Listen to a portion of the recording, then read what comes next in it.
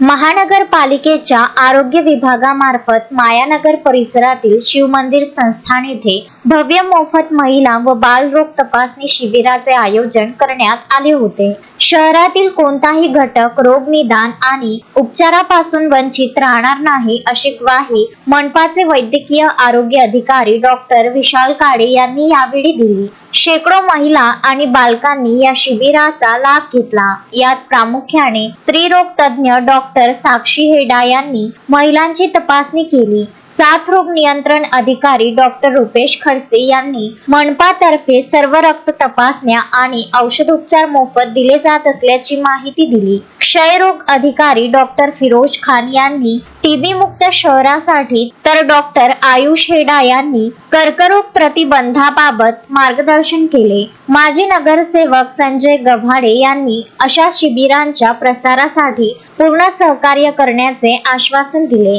या उपक्रमामुळे सुतगिरणी परिसरातील नागरिकांमध्ये समाधान व्यक्त होत असून मनपाच्या आरोग्य विभागाची प्रतिमा उंचावली आहे। कार्यक्रमाचे प्रास्ताविक डॉक्टर मानसी मुरके यांनी केले तर सूत्रसंचालन बबन खंडारे यांनी केले। या शिबिराच्या यशस्वीतेसाठी डॉक्टर सपना वानखेडे, डॉक्टर कौस्तुभ देशमुख यांच्यासह आरोग्य कर्मचाऱ्यांनी परिश्रम घेतले।